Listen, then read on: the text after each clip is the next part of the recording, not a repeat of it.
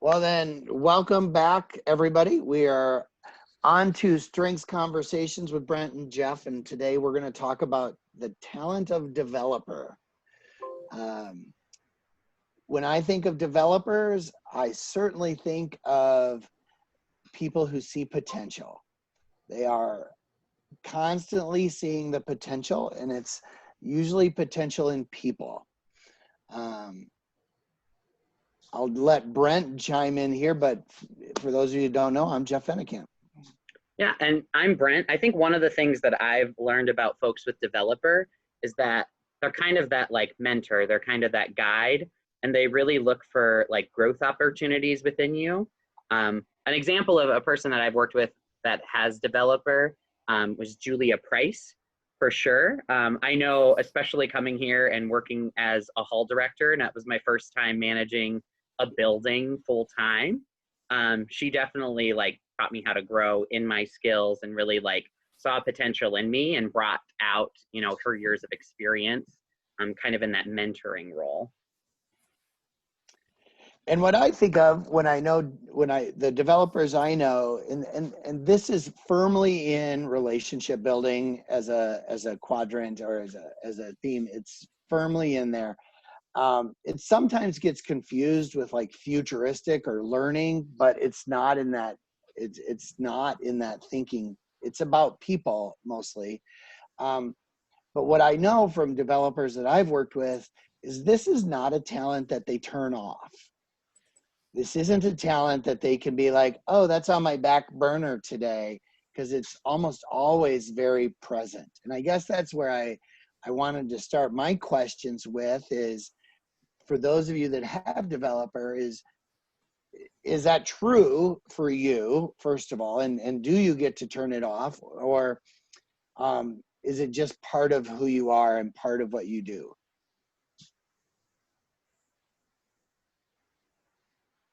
I don't turn anything off. I'm on all the time. Sharon, is it about the people, and is it about like seeing that growth and seeing potential growth in what we could be doing? Well, for me, I mean, when you say those things right away, I always think of my part of the student engagement portion, you know, so to show them that they can manage their own finances. Mom and dad don't have to do it.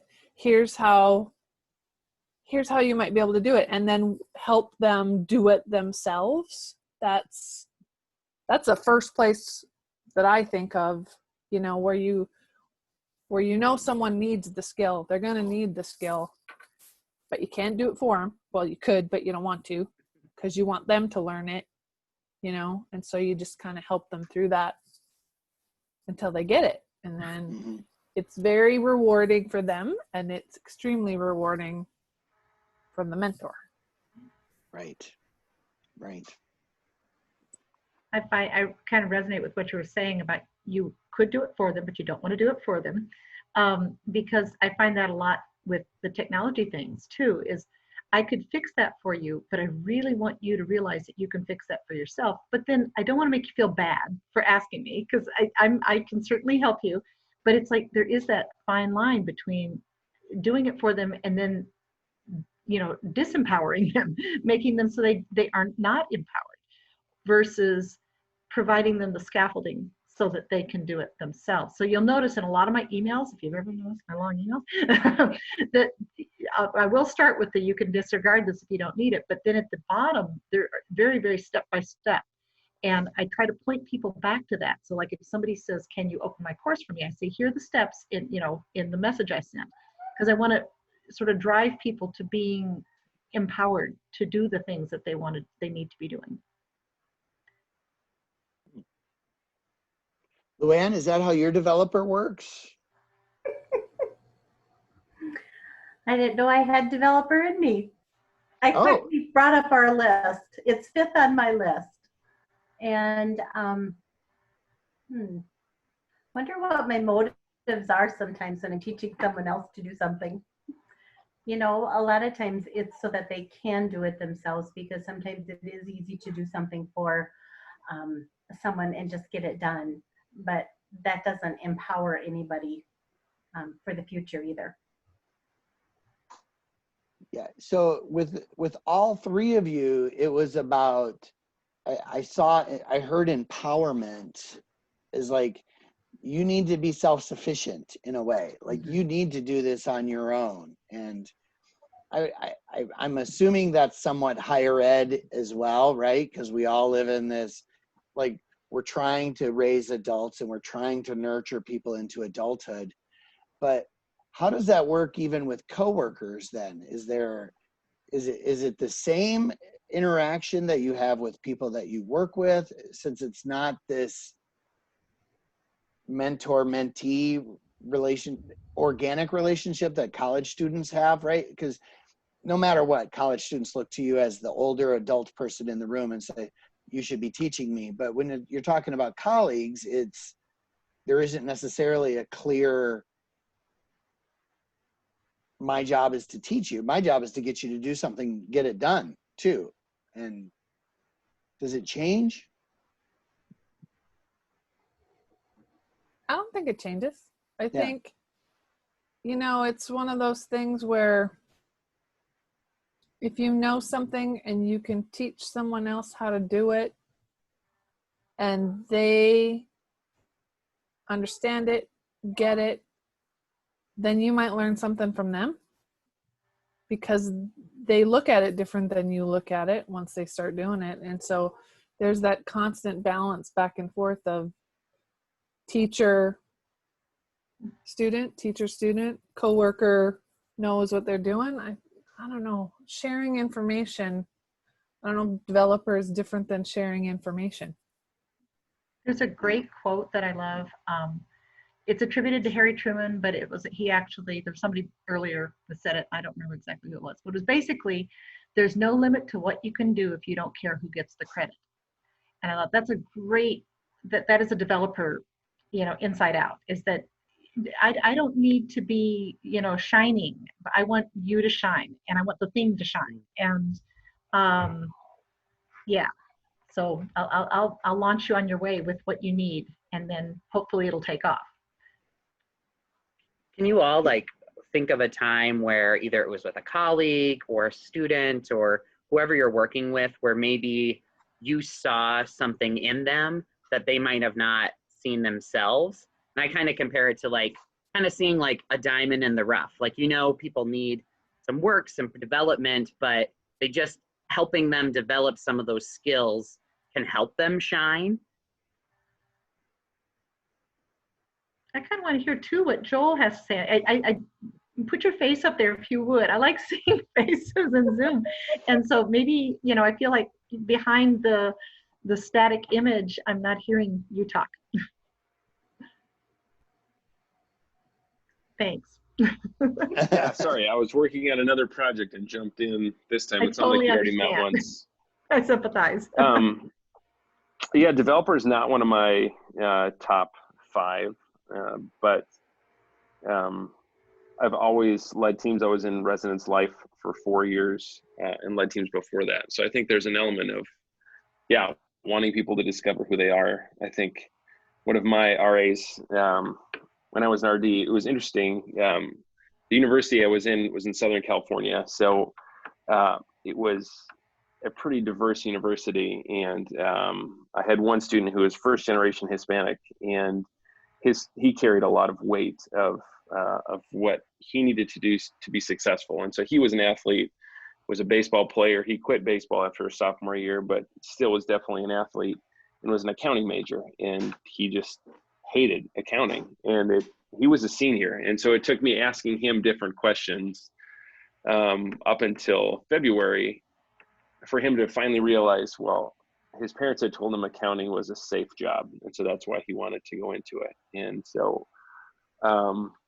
he switched his major. Then he was graduating in 3 months from accounting to management and was able to finish in time.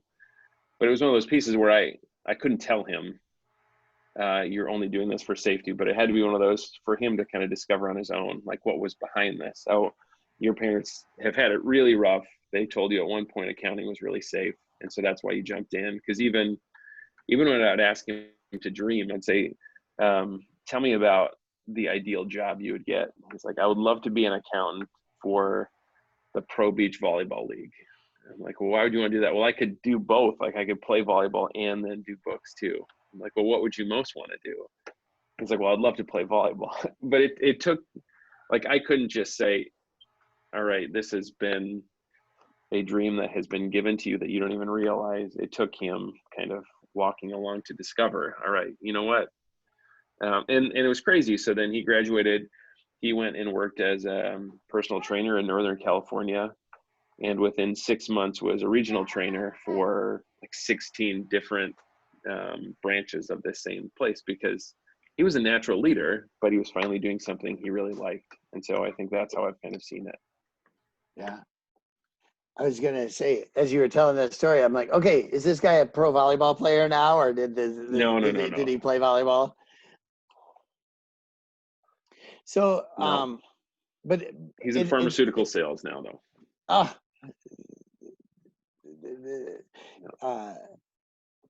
That's an interesting journey from, you go from personal trainer to pharmaceuticals. You're one's the holistic and one's the medicinal, right? Like, oh, yeah, that's a digression. It's all about people, though, right? Is it ever about projects? Is it ever about the development of a project and the development of non-people related? Because I think it's, and I'm leading this because I think that question gets mixed into like achiever or learner or something like that, right? Like, and I say that because I wanted to stay focused on the people side of it. That being said, how do you celebrate? Do you celebrate the accomplishments then? I mean, is that part of it when you see growth in people? Is there part of it that's like, okay, step one is you filled the form out correctly. Well done. Good job. Step two, we should celebrate that. Here's a handful of M&Ms or something. There are lots of attaboys. The little Augustana cards or the email that's like fabulous. I mean, there's a lot of that stuff in the office. There's pre-COVID, there were hugs. After COVID, there's fist bumps. But I just think that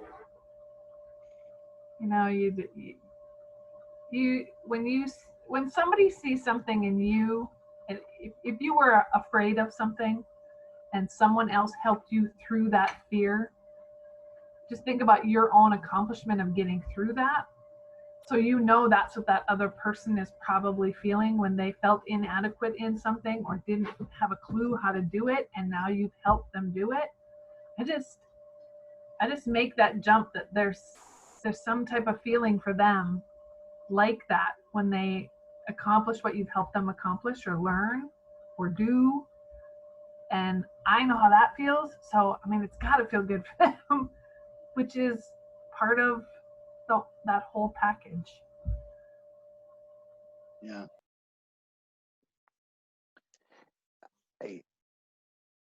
I affirm that statement in the idea that recognition in some mechanism of growth is so important. And that's, as we try and do in these, some of the takeaways that I really would encourage you to practice is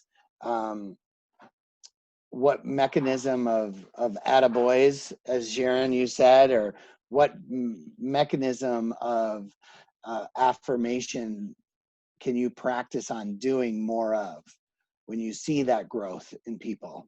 Because we all know the feeling of being recognized for growth that we've had. Oh yeah, that's the Gallup drop in your bucket from how full is your bucket. But those are great, right? Like how can we do more of those, and how can you expand what you're doing? Because we all know the feeling that you get when you get recognized for growth. Are those ones that you've written to yourself, Sharon? Atta boy, atta girls? Oh, well done. Way to go collecting that bill.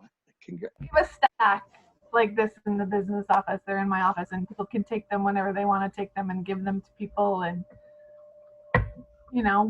post them, keep them, save them, read them again when you need it.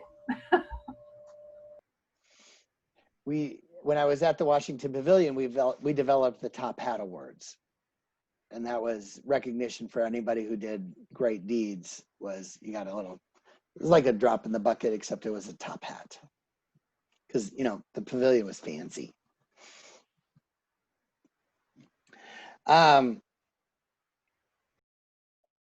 What about, have you ever been off on missing out on the similar goals?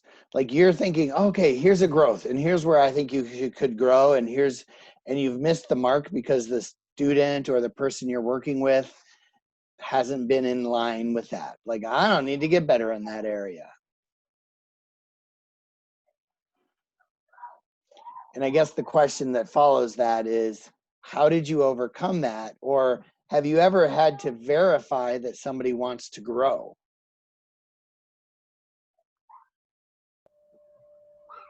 I think that's pretty evident when they don't take you up on your help. It's evident. I think the last person I had a conversation with, I remember that it didn't really sit with me, was when I sat down and said, I would love for you to talk about where you want to be as far as areas of growth. And they're like, I can't think of any. Well, I'm not sure what meeting together is really going to do if you can't identify areas that you want to grow. So then I listed probably 5 different areas I wanted to grow. And this person just said, well, I'm really busy. I can't think of any. I would think that would be such a pain for somebody who naturally sees areas where somebody could grow, right? Like, it's so natural for those of you that have developer to say, oh, well, let me start the list of areas that your potential, because I see a lot of potential in there for you. And you do it so naturally. And I think we've probably all been there, right? When it's like, I don't want to grow, or I don't have time to think about my growth. I'm in the weeds. Well, and I think, and again, this has come back around a few times in the things I've learned from Al-Anon, and so, AA and Al-Anon go hand in hand together. Some really good lessons in there. But one of the things that I find I back away from, or that I'm sensitive to, is that one person saying, oh, I see potential in you. That might be seen as a positive thing coming from me. In my mind, that might be a positive thing. I'm giving you ooh, I see this potential. That's not what the person receiving it gets. The person receiving it gets, oh, once again, I have fallen short of your expectations of me, And so, right. So I'm not one to see in other people necessarily where they need to grow or whatever. But in the things I do, I just know that my tendency is to try to lay it out there in a way that somebody could take it and run with it, Yeah, I like that. Because you don't necessarily have the ability to push growth on people, right? Like, if you want me to help you, ask and I will help, right? Like, I could lay the path forward for you, but not everybody wants to be told, here's where your areas are. And especially, I think somebody in that area, Al-Anon or AA or that area where they have been dealing with, sometimes when you're going through it, you're like, I have changed so much. You don't know how much I've changed. The idea of having to grow more is just exhausting, because I'm doing the best I can to do 90 meetings in 90 days. And let's just call that a victory if I can do that. And a lot of times, if there's somebody going through a 12-step program, there's a lot of shame wrapped up into that. And so again, being empathetic, being sensitive to not wanting somebody to hurt. It's like, the last thing I really want to do is add one more thing that this is how I think you should really be doing it, Right. Well, I think you bring up an important point that, like, not everyone's going to take your feedback or what potential you see in the same way. So I know one of the pieces of advice is it's great if you have individualization as a strength, or if you can partner with someone who has individualization, or think through, how can I communicate effectively to this person that I care enough about them to invest in their growth? That's a really good way of putting it. I care enough about you to invest my time and energy in you. Yeah. And if you're able to facilitate an environment that it's like, we're all growing, I have areas of growth, like even being vulnerable, that might allow people, and sometimes that doesn't work. Sometimes people aren't ready for growth, and maybe they need to have some experiences in life that teach them that growth is something that's needed. But I think how you message has to be very individualized to the people. And maybe you have people that you've mentored before, or that you know who have similar strengths or similar kind of identities or ways of being that can kind of help you follow a pattern to mentor people and help them grow. It kind of makes me think, Brent, what you were talking about is being able to identify the difference between improvement and success, and being able to say, as a developer, I see your improvement, and I'm a part of that journey with you. And as the recipient of that, I'm trying to get to success fast, because I want the goal of what does that improvement get to. But a developer is so good at seeing the steps that it takes to get from here to there. So I think maybe being able to articulate that and say, let's recognize just the improvement. Before, you were doing it this way. It's not success yet, but wow, it's progress, because we're still along the journey. And that's the other word that I think really goes along with developer, is that hopefulness, is because there's so much hope in that, right? Like, we're just it's part of the process, it's part of the journey. And so,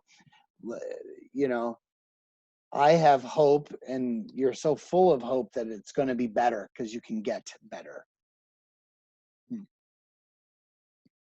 The other thing, just to real quickly here at the end to talk about, is sometimes when you're dealing with people that are resistant to development, or there's in that spot where somebody's like, I'm not trying to get better, is to maybe explain the why I need development from you. And that's with coworkers, right? You got to know the why of, I need you to get better at this. It is critical to the success of our entity, of us, that you get better. And whether that's professionally or personally, and in relationships, right? I want you to get better because it'll make us happier as a couple, or if that's your spouse, or if it'll be, I need you to get better because I can sense the sadness that you're experiencing right now. I'm thinking of my kids and their immense boredom this summer, not being able to leave the house, and trying to help them say, let's go for a walk, let's get exercise. It will help you feel better, because they're just like, oh, I just don't want to go anywhere. Because that works too, like even in an office setting, where you have documentation or papers or a process where it passes from one person to the next person. And if someone in that process doesn't do it right, or doesn't do it the way it should be, or the whole process falls apart. Yeah.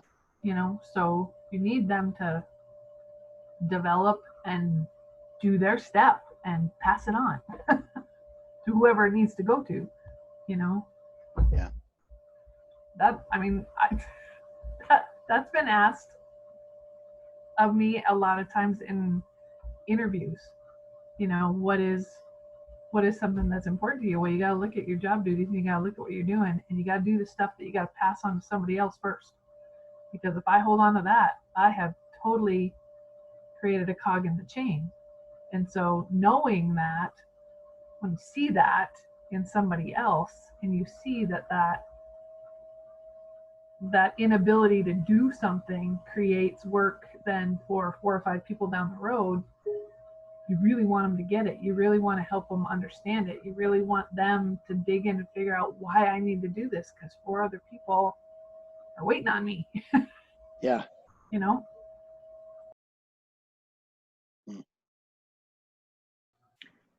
I know one thing that, as I was kind of just reading through some pieces of advice with developer is, and it might be a challenge when you see so much potential, but some people, like, they're not ready to be developed, and that might be a time where they're not feeling a fit in the role that they're in, or they might not be feeling fit in their life circumstances. And it might be a challenge to recognize that as a developer because you see that potential. But a piece of feedback for development is you have to feel a fit in your life in order to be open to growth. So if you're not feeling that personally, that's a huge barrier to growth and to having that mentor that's helping you guide you along your path for personal growth. It's a good point, Brent. It's a good point. Last comments before we hit our half-hour mark and wrap us up. Luann, what do you got to say? I was just going to piggyback on Sharon. You know, for us, or for me, I guess I look at development as how can I make somebody's life easier for the tasks that they really don't like to do? And how can I make processes easier or show something that simplifies what somebody's already doing? But 2, if they're not ready, because, and it could be for various reasons, it might be a time that they are so overloaded in their job, they just need to get through the day, that today is really not the day that they need to learn how to do something in a different way. Yeah. And in that sentence, it sounds a little bit project-based for you then, Luann. Like there is some project there. It's process, if not project, it's process. Mm-hmm.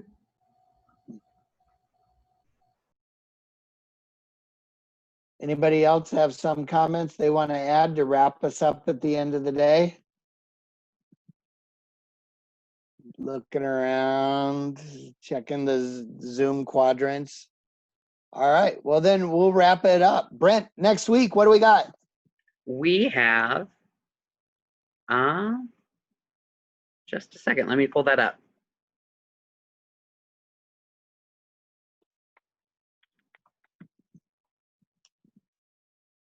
We have strategic.